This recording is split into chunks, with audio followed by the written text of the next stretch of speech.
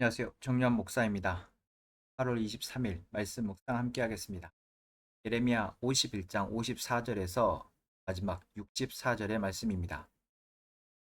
예레미야 50장에서부터 51장까지 하나님은 예레미야에게 바벨론에 대한 심판을 예언케 하셨습니다.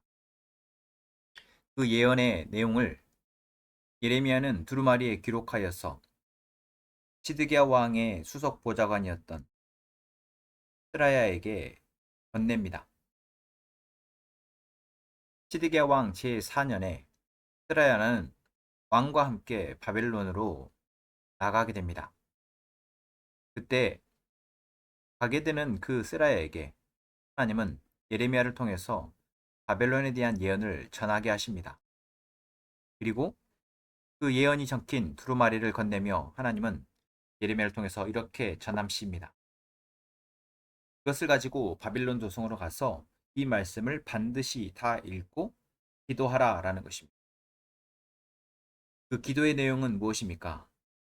주님께서 친히 이곳을 두고 말씀하시기를 이곳에는 아무것도 살 수 없도록 멸망시켜서 사람도 짐승도 살 수 없는 영원한 폐허로 만들겠다고 하셨습니다. 이 기도는 무엇입니까? 간구의 기도가 아닙니다. 이렇게 해 주십시오라는 기도가 아닙니다. 어떠한 기도입니까? 하나님이 이미 바벨론을 심판하시겠다고 말씀하신 그 예언의 내용을 그대로 하나님 앞에 다시 돌려드리는 기도입니다. 하나님이 하시겠다고 말씀하신 그 약속을 이루어 달라라는 기도입니다. 그렇습니다. 우리가 하나님께 무언가를 아뢰을 때 우리의 바램과 간구를 아뢰는 기도보다 더 강력하고 확실한 기도가 무엇일까요? 하나님이 하시겠다고 말씀하신 것을 이루어 달라라고 기도하는 것입니다. 이 기도가 우리에게 정말 유익한 것은 하나님이 하실 것이기 때문에 우리가 그 하나님이 하실 일을 기도로 돕는 것입니다. 또한 그것을 앞당길 수 있습니다. 그리고 그것이 이루어질 때까지 우리는 하나님이 그것을 이루실 것을 믿기에 오늘 우리에게 주어진 삶을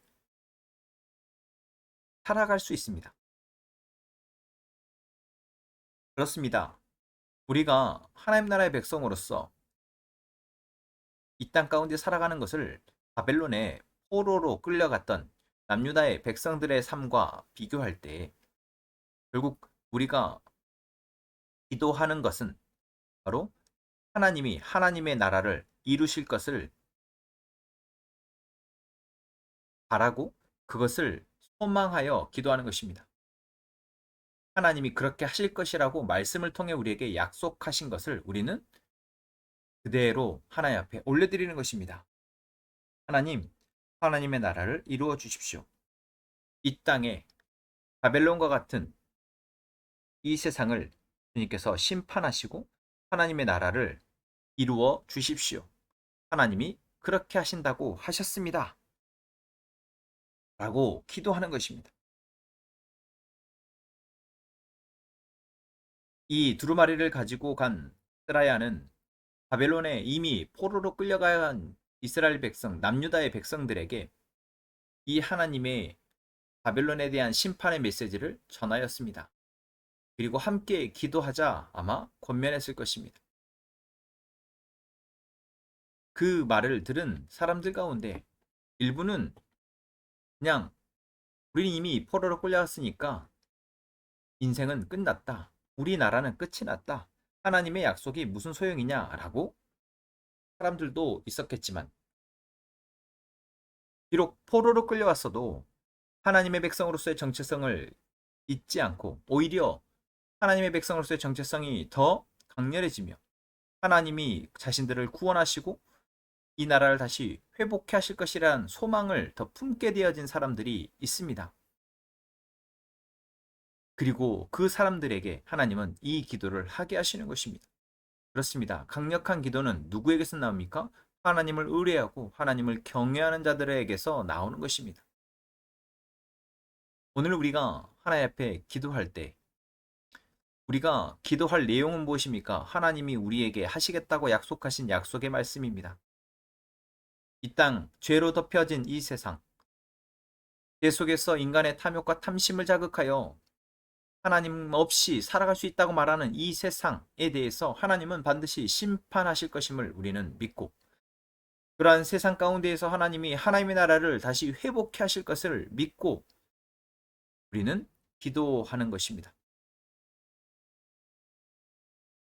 그리고 오늘 말씀에서 예레미야는 스라야에게 또 한 가지를 이야기합니다. 그것은 바로 이 책을 다 읽은 다음에 책에 돌을 달아 매달아서 유프라테스 강에 던지라는 것입니다.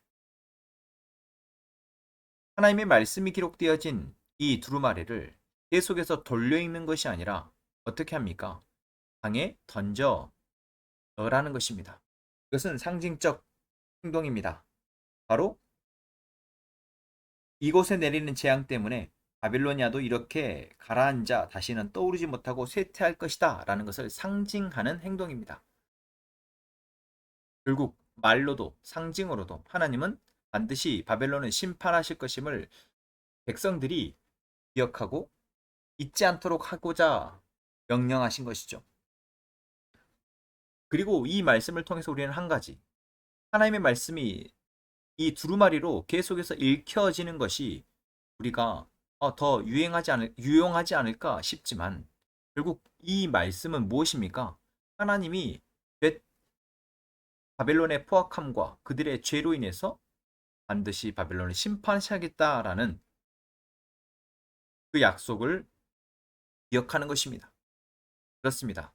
우리가 성경을 계속해서 읽는 이유는 무엇입니까? 그 말씀 속에서 하나님의 뜻을 우리가 발견하고 그 뜻을 중심으로 우리의 삶을 살아가는 것입니다.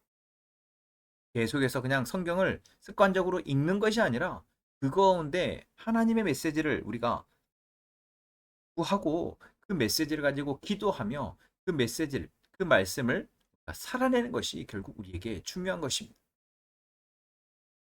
말씀을 암송하고 그 말씀을 되뇌이고 그 말씀으로 사라질 하나님의 삶을 살아가는 것, 그것이 하나님의 백성들이 이 땅을 살아가는 방식이어야 합니다. 이 말씀을 들은 스라야, 그리고 스라야를 통해서 바벨론을 심판하실 것이라는 예언의 말씀을 들은 이스라엘 남유다의 백성들, 그리고 지금 그 말씀을 다시 보고 있는 지금 하나님의 백성으로서 살아가고자 하는 우리, 이 모든 하나님의 말씀이 각 시대의 각 사람들에게 지금 전달되어집니다. 그리고 그 전달되어진 말씀에 대해서 오늘 우리는 하나님을 의뢰함으로, 하나님을 경외함으로 반응하고 이제 하나님이 하실 것을 기대함으로 기도하며 나아가는 저희가 되어야 할 것입니다.